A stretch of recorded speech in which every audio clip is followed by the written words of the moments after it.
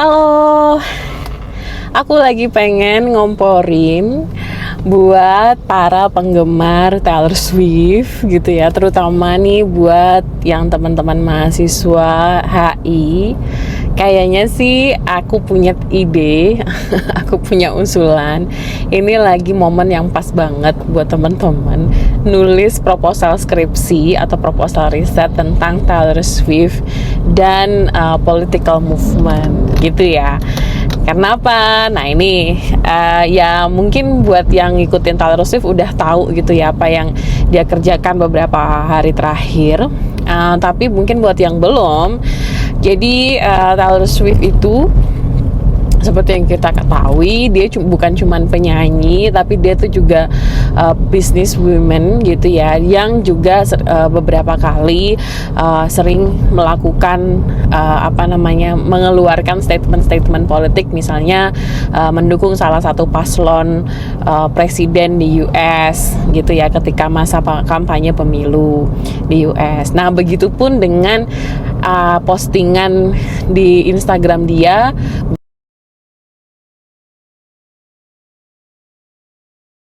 beberapa hari yang lalu gitu, dia menunjukkan dukungannya terhadap kandidat presiden Kamala Harris. Tapi aku mau bahas kenapa ini bisa jadi topik riset yang menarik tentang Taylor Swift gitu ya. Ada beberapa ide yang menurutku bisa kita kembangkan. Yang pertama adalah kalau kita ingin melihat dari sisi political campaign di sosial media, aku pikir ini menjadi salah satu isu yang sedang sangat hangat dibahas gitu. Kenapa? Karena yang menjadikan cukup berbeda adanya pengaruh dari AI, artificial intelligence, dalam membuat produk-produk atau konten-konten kampanye politik di sosial media. Nah, ini yang sebenarnya menjadi salah satu latar belakang juga akhirnya Taylor Swift, setidaknya dari yang dia tulis ya di postingannya dia, menjadi latar belakang akhirnya kenapa dia come out gitu ya, speak up, menyebutkan siapa yang bakal dia pilih.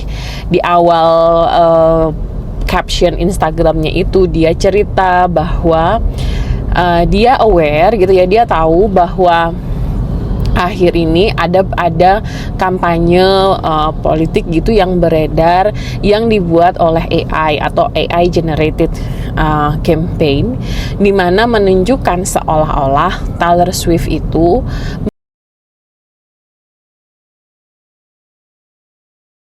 mendukung Donald Trump sebagai presiden gitu ya. Nanti aku kasih link informasinya di bawah. Nah, di situ dia cerita bagaimana sebenarnya bentuk-bentuk kampanye fake yang dibuat oleh AI ini berpotensi memberi ancaman disinformasi terhadap para calon pemilih di US. Apalagi kalau misalnya melihat sekarang para calon pemilih itu banyak yang Gen Z gitu ya, generasi Z yang digital native, yang banyak melihat sumber informasinya itu dari sosial media begitu. Jadi nah, ini yang dia katakan, Taylor Swift katakan sebagai salah satu bentuk ketakutan dia dari adanya AI, dan akhirnya kejadian ada kampanye yang dibuat oleh AI yang seolah-olah menunjukkan Taylor Swift mendukung Donald Trump. Nah, itu latar belakangnya. Dan akhirnya di situ dia bilang, yang aku termasuk setuju ya, salah satu cara untuk melawan disinformasi adalah dengan memberikan transparansi dan berkata sejujurnya, terbuka gitu, jangan menutup-nutupi.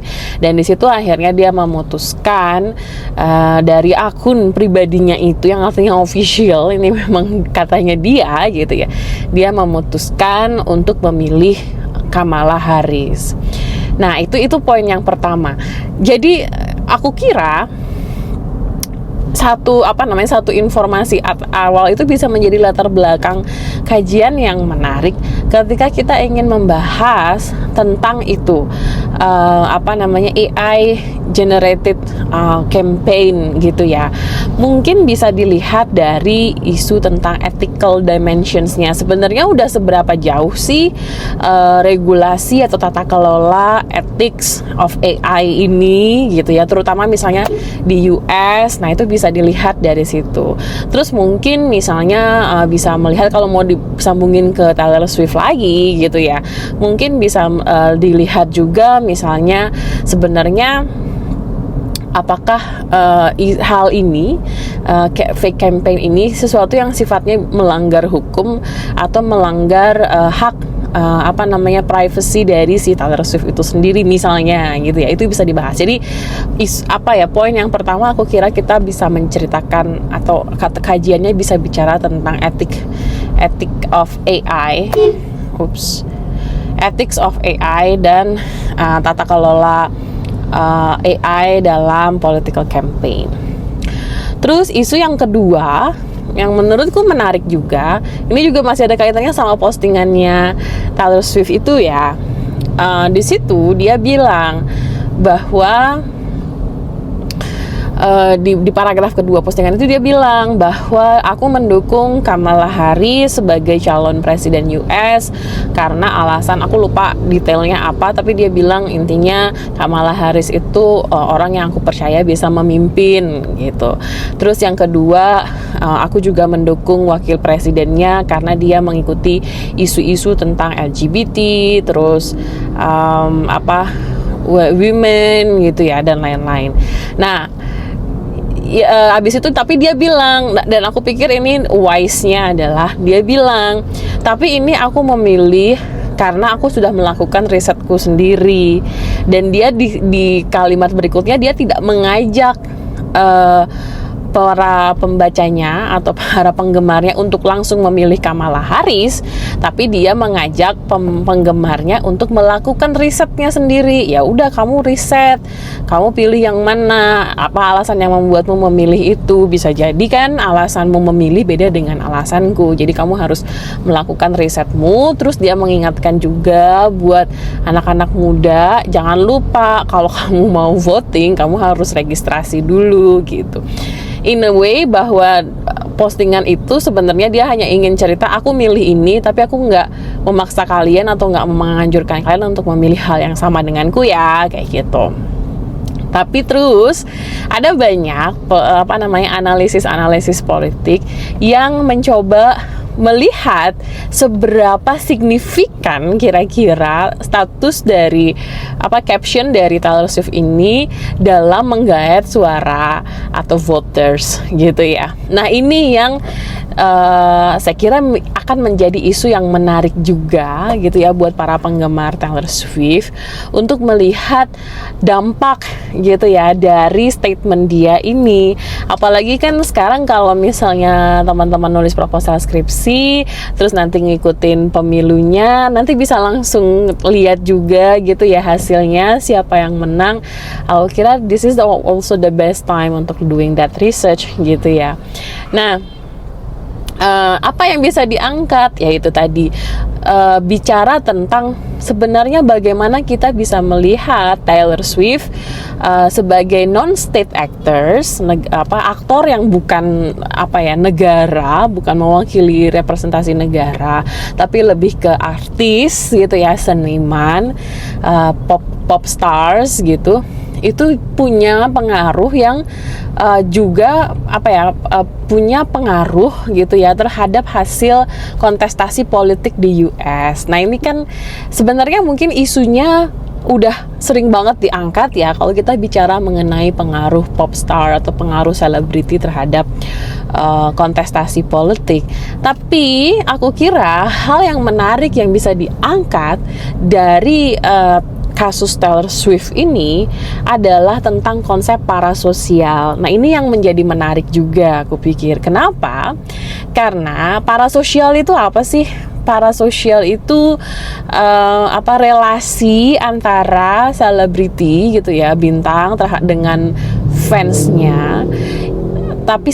Tapi relasinya itu bukan hanya relasi yang sifatnya mengagumi gitu ya, yang dikagumi dan pengagum, tapi relasi yang awalnya dari pengagum bisa menjadi seolah-olah menganggap dirinya teman gitu. Aku bukan pengagumnya Taylor Swift, tapi aku merasa Taylor Swift itu sahabatku atau temanku, padahal mungkin nggak ketemu gitu ya, atau mungkin jarang ketemu, tapi kita para sosial ini gitu ya menjadikan relasinya seolah-olah Taylor Swift itu adalah teman kita gitu. Nah, ini konsep yang menarik yang bisa diangkat. Bagaimana sebenarnya dalam political campaign kita bisa melihat seberapa penting atau signifikan dari bentuk relasi yang sifatnya parasosial ini. Tapi emang apa sih bentuk-bentuk parasosial yang dilakukan oleh Taylor Swift gitu ya?